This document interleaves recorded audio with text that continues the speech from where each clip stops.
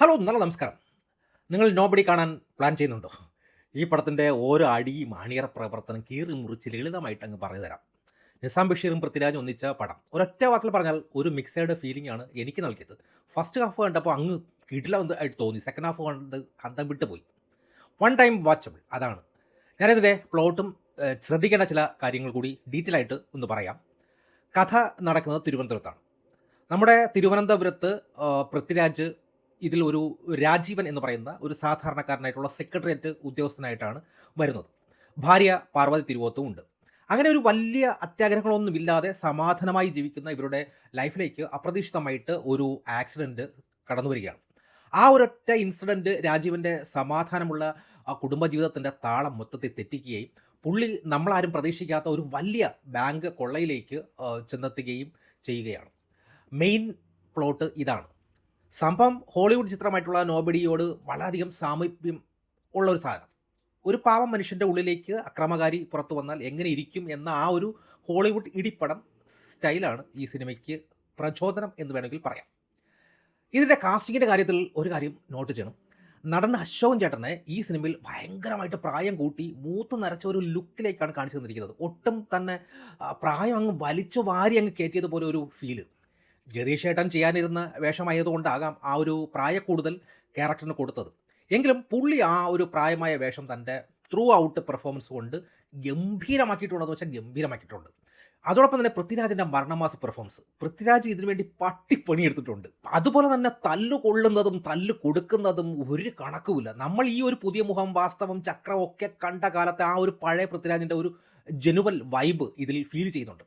പടം തുടങ്ങുമ്പോൾ തന്നെ നമ്മളെയൊക്കെ അങ്ങ് ഹുക്ക് ചെയ്യുന്ന രീതിയിൽ സിനിമ തുടങ്ങുമ്പോൾ വലിയൊരു മ്യൂസിക്കൊന്നുമില്ലാതെ ഒരു പ്രൊഡക്ഷൻ കാർഡുകൾ കാണിക്കുന്ന ആ ഒരു സമയം മുതൽ ബാക്ക്ഗ്രൗണ്ടിൽ സിനിമയുടെ ഓഡിയോയും ഡയലോഗും അങ്ങ് തുടങ്ങുകയാണ്. പൃഥ്വിയുടെ ഇൻട്രോയും ഒരു രക്ഷയില്ലാത്ത ഒരു ഒരു ലിഫ്റ്റിൽ ഫൈറ്റും ഉണ്ട്. അടി എന്ന് പറഞ്ഞാൽ റിയലിസ്റ്റിക് ആയിട്ടുള്ള അടി. തിരുവനന്തപുരത്തെ സാഫല്യം കോംപ്ലക്സിനകത്ത് വെച്ച് നടക്കുന്ന മറ്റൊരു ഷോപ്പിംഗ് സ്റ്റണ്ടുണ്ട്. ഷോപ്പിംഗ് സെൻറ്ററിനകത്തുള്ള ഒരു സ്റ്റണ്ട്, അതൊക്കെ ഒരു ഹോളിവുഡ് ജോൺ വിക്ക് സ്റ്റൈലിലാണ് മേക്ക് ചെയ്തിരിക്കുന്നത്. പിന്നെ ബ്ലാക്ക് ആൻഡ് വൈറ്റ് പാട്ടും ഇംഗ്ലീഷ് മ്യൂസിക്കും, ഇതാണ് ഈ പടത്തിലെ ഏറ്റവും വലിയ വെറൈറ്റി എക്സ്പീരിയൻസ് എന്ന് പറയുന്നത്. ബ്ലാക്ക് ആൻഡ് വൈറ്റ് പാട്ട്, പണത്തിന് പുറകെ മനുഷ്യൻ പ്രാന്ത് പിടിച്ച് പായുന്ന ഒരു പാട്ടിൻ്റെ രംഗമുണ്ട്. ആ സീൻ ബ്ലാക്ക് ആൻഡ് വൈറ്റ് മൂഡിലാണ് ഡയറക്ടർ കാണിക്കുന്നത്. പണം മനുഷ്യനെ എത്രത്തോളം അന്ധനാക്കുന്നു എന്ന്, പണത്തിന് പിന്നിൽ എല്ലാവരും ഒരേ നിറമുള്ളവരായി മാറുന്നു എന്നുള്ള ഒരു സിനിമാറ്റിക് സിംബലിസം ആണ് കാണിക്കുന്നത്. ഇത് എത്ര മലയാളി പ്രേക്ഷകർക്ക് തലയിൽ കയറിയെന്ന് എനിക്കൊരു സംശയമുണ്ട്. പിന്നെ പടത്തിൽ 5ഓ 6ഓ പാട്ടുണ്ട്. ഒരൊറ്റ മലയാളം പാട്ട് മാത്രമേ ഉള്ളൂ. ബാക്കി എല്ലാം കട്ട ഇംഗ്ലീഷ് പാട്ടുകളാണ് ജാക്ക് ബിജോയ് പ്ലേസ് ചെയ്തിരിക്കുന്നത്. പിന്നെ സിനിമ ഓൾറെഡി 2.25 മണിക്കൂറോളം ഉണ്ട്. പാട്ടുകൾക്ക് വേണ്ടി മാത്രം സെപ്പറേറ്റ് സ്പേസ് കണ്ടെത്തിയിരുന്നെങ്കിൽ പടം 3 മണിക്കൂറും കടന്ന് തിയേറ്ററിലിരിക്കുന്നവർക്ക് ഭ്രാന്ത് പിടിച്ച് തിയേറ്ററിൽ നിന്ന് ഇറങ്ങി ഓടിയനെ. അതുകൊണ്ട് തന്നെ പാട്ടുകൾക്ക് വേണ്ടി പ്രത്യേക സ്പേസ് ഒന്നും മാറ്റിവെക്കാതെ കഥ മുന്നോട്ട് പോകുന്നതിനോടൊപ്പം തന്നെ ബാക്ക്ഗ്രൗണ്ടിൽ ഇംഗ്ലീഷ് പാട്ടുകൾ പ്ലേ ചെയ്തു പോകുന്നതും നല്ലൊരു സാധനമായിട്ട് എനിക്ക് ഫീൽ ചെയ്തു. പിന്നെ പത്രക്കാരെയും രാഷ്ട്രീയക്കാരെയും സിനിമ ഒരു ദയാദാക്ഷിണ്യമില്ലാതെ വലിച്ചു കീറുന്നുണ്ട്. ചില ഓൺലൈൻ നാടൻ പിന്നെ മഞ്ഞപ്പത്രങ്ങളെയും സോഷ്യൽ മീഡിയയും നന്നായി നാറ്റിക്കുന്നുണ്ട്. മറുനാടൻ ഷാജൻ സ്കറിയയൊക്കെ അപ്പാടെ കോപ്പി പേസ്റ്റ് ചെയ്ത് വെച്ചിട്ടുണ്ട്. പിന്നെ അതോടൊപ്പം തന്നെ ഈ റേറ്റിങ്ങിനും കാശിനും വേണ്ടി ഒരു വാർത്തയെ അവർ എങ്ങനെ വളച്ചൊടിക്കുന്നു എന്ന് പച്ചയായി കാണിച്ചു തരുന്നുമുണ്ട്. ഏറ്റവും വലിയൊരു രസം എന്ന് പറയുമ്പോൾ 24 ന്യൂസിലെ ഹാഷ്മിയൊക്കെ നേരിട്ട് വന്ന് സിനിമയിൽ വാർത്ത വായിക്കുകയും അങ്ങനെയൊക്കെ കുറേ സീനുകളൊക്കെ ഉണ്ട്. പിന്നെ ചാനലുകൾ ഒരു വലിയ വാർത്തയെ മുക്കാൻ വേണ്ടി എങ്ങനെ മറ്റൊരു ഡമ്മി വാർത്ത ഉണ്ടാക്കുന്നതെന്ന് ഫസ്റ്റ് ഹാഫിൽ കൃത്യമായിട്ട് തന്നെ കാണിച്ചു തരുന്നുണ്ട്. പിന്നെ ഇതിലെ രാഷ്ട്രീയം എങ്ങനെയാണ് അധികാരമുള്ളവർ ദുരുപയോഗം ചെയ്യുന്നത് എന്നും അത് ഒരു സാധാരണക്കാരൻ്റെ ദൈനംദിന ജീവിതത്തെ എങ്ങനെയൊക്കെ ബാധിക്കുന്നുവെന്നും സിനിമ വ്യക്തമായി ചർച്ച ചെയ്യുന്നുണ്ട്. സിസ്റ്റത്തിൻ്റെ ചതുരംഗപ്പലകയിലെ വെറുമൊരു കരു മാത്രമായി സാധാരണക്കാരൻ മാറുന്ന രാഷ്ട്രീയ യാഥാർത്ഥ്യം പടം കാണിച്ചു തരുന്നുണ്ട്. എന്നാൽ കയ്യിൽ നിന്ന് പോയ ചില കാര്യങ്ങളൊക്കെ ഉണ്ട്. നെഗറ്റീവാണ് ഞാൻ പറയുന്നത്. സെക്കൻഡ് ഹാഫിലെ അലമ്പ് എന്ന് പറയുമ്പോൾ ഫസ്റ്റ് ഹാഫ് കണ്ട് നമ്മൾ കൈയടിച്ച് ഇത് ഈ വർഷത്തെ ഏറ്റവും കീട്ടുള്ള സിനിമയാകും, ഹിറ്റാകുമെന്ന് വിചാരിക്കുമ്പോഴാണ് സെക്കൻഡ് ഹാഫ് വരുന്നത്.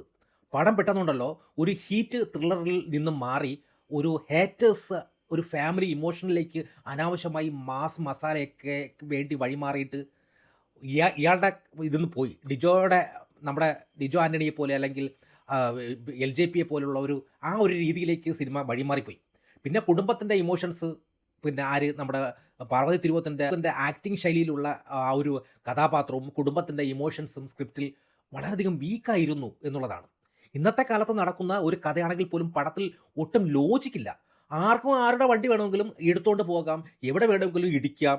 ഒരു GTA ഗെയിം കളിക്കുന്ന ആ ഒരു സുഖം. ടവർ ലൊക്കേഷനും ഫോൺ ട്രാക്കിങ്ങും ഒന്നും തന്നെ നോക്കാത്ത കട്ട ലോക്കൽ പോലീസിനെയാണ് തിരുവനന്തപുരത്ത് കാണിച്ചിരിക്കുന്നത്. അതും തലസ്ഥാനത്ത്. പിന്നെ ബാങ്ക് കവർച്ചയിലൂടെ കിട്ടുന്ന ആ ഒരു വൻ തുക കൈകാര്യം ചെയ്യുന്നതിൽ നായകനും കുടുംബവും കാണിക്കുന്ന കുറേ മണ്ടത്തരങ്ങൾ അതത്ര കൺവിൻസിംഗ് അല്ല എന്നുള്ളതാണ്. പിന്നെ സാധാരണക്കാരനായുള്ള നായകൻ രണ്ടാം പകുതിയിൽ തലയ്ക്ക് ഇരുമ്പ് കമ്പി കൊണ്ട് അടിയും കുറേ കിട്ടുന്നുണ്ട്. പക്ഷെ മച്ചാൻ സൂപ്പർമാൻ പോലെ ഇങ്ങനെ നിൽപ്പുണ്ട്. അതോടൊപ്പം തന്നെ ബസ്സിനകത്ത് വെറുതെ ഒരു ഫൈറ്റ് വെറുതെ കയറ്റി വെച്ചെന്നാണ് എനിക്ക് തോന്നിയത്. പിന്നെ ക്ലൈമാക്സിന് അടുത്ത് എത്തുമ്പോൾ എന്തോ വരാനുണ്ടെന്ന് കരുതുന്നു. പക്ഷേ ഒരുമാതിരി ഉള്ളി തൊലിച്ചതുപോലെ ഒരു പുല്ലും ഇല്ലാത്തൊരു അവസ്ഥയിലേക്ക് പോയി. അതുപോലെ തന്നെ ഇത് എങ്ങനെ അവിടെ എത്തി എന്നൊരു മണ്ടൻ ചോദ്യം മാത്രം ബാക്കി വെച്ചിട്ടാണ് പടം പെട്ടെന്ന് തീർന്നു പോകുന്നത്. അപ്പോൾ ഒരു വമ്പൻ റോഷാക്ക് ലെവൽ ക്രാഫ്റ്റോ അല്ലെങ്കിൽ കട്ട ലോജിക്കുള്ള മണി ഹിറ്റ് ലെവൽ പടമാണ് പ്രതീക്ഷിച്ച് പോയാൽ സെക്കൻഡ് ഹാഫിൽ കടുത്ത നിരാശയായിരിക്കും ഫലം. പടം കണ്ടിറങ്ങുമ്പോൾ ഒരു ആവറേജ് ഫീല് ഉണ്ടാകും. പക്ഷേ ലോജിക്ക് ഒക്കെ വീട്ടിൽ വെച്ചിട്ട് തിയേറ്ററിൽ പോയി പൃഥ്വിരാജിൻ്റെ ഒരു തകർപ്പൻ അടിപിടി, അതോടൊപ്പം തന്നെ മീഡിയാസിനെയും പൊളിറ്റിക്സിനെയൊക്കെ വലിച്ചു കീറുന്നത്, കുറേ വിഷ്വൽസ് എക്സ്പീരിയൻസും സൗണ്ടിൻ്റെ ഒക്കെ കുറേ സാധനങ്ങളൊക്കെ എക്സ്പീരിയൻസ് ചെയ്യാൻ ധൈര്യമുണ്ടെങ്കിൽ തീർച്ചയായും നിങ്ങൾക്ക് ഈ സിനിമ പോയി കാണാം. ഫസ്റ്റ് ഹാഫിന് വേണ്ടി മാത്രം ഒരു തവണ ടിക്കറ്റ് എടുത്ത് കാണാൻ പറ്റുന്ന ഒരു സിനിമയായിട്ടാണ് എനിക്ക് ഫീൽ ചെയ്തത്. ബാക്കി നിങ്ങൾ കണ്ടിട്ട് വരൂ, നമുക്ക് ചർച്ച ചെയ്യാം. താങ്ക്